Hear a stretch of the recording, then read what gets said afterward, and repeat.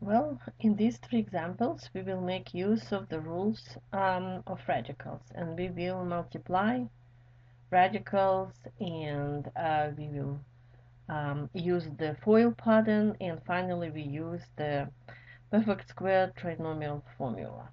Let's first do the simplest example. Just distribute. We multiply the outside radical 3 by the first term and by the second term in turn. So when we multiply radical 3 by 4, the answer is just 4 radical 3. Then we multiply radical 3 by 6 radical 2. The coefficient is just 6. And we are using the product rule for radicals. Radical 3 multiplied by radical 2 is radical 6. And this is the final answer. When we FOIL, we multiply first term by the first for the second, and so forth. So when we multiply the first terms, we multiply the coefficient. 2 by 5 is 10, radical 2. Now we are multiplying the first term by the second term in the second parenthesis. The sign is minus. And the coefficient is 2. And radical 2 multiplied by radical 3 is radical 6. Then we are multiplying the inside terms. The sign is plus. And the answer is just 5 radical 3. And finally, when we multiply the second terms, the sign is minus, and radical 3 multiplied by radical 3 is just 3. So this is the final answer, and we cannot collect any like terms. So that's the final answer. And finally, in this example, as we agreed, we will treat this term as our A, and we will treat this term as our B. So we have here A. It's on our, oh my gosh, why it's on our way? Let's take this out, okay, with the eraser. So, and we have here A minus B. We will put this in parentheses, squared.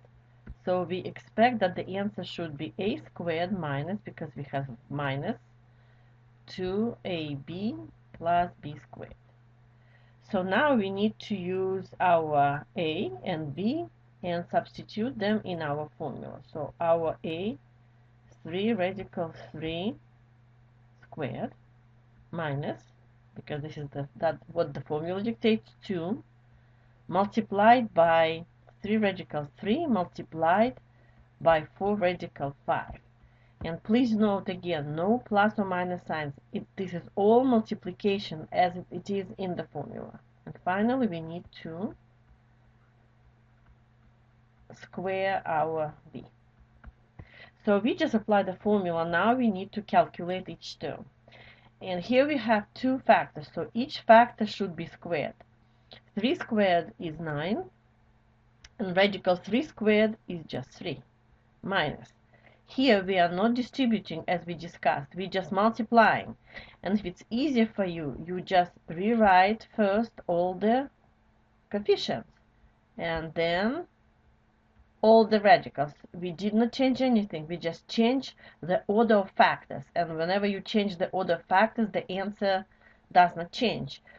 2 multiplied by 3 is the same as 3 multiplied by 2. This is what we did here.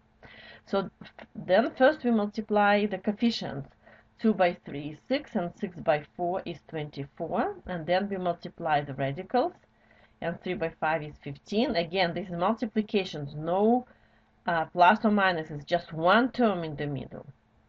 And finally, we apply the rules here. 4 squared is 16, and radical 5 squared is just 5. And we continue calculating. 9 by 3 is 27. Keep the middle term. And 16 by 5 is 80. Now we have two free terms. We need to add them up. That becomes 107.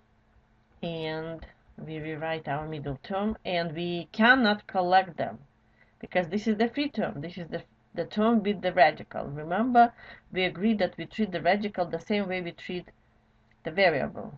So they stay apart, we don't collect them, and this is our final answer.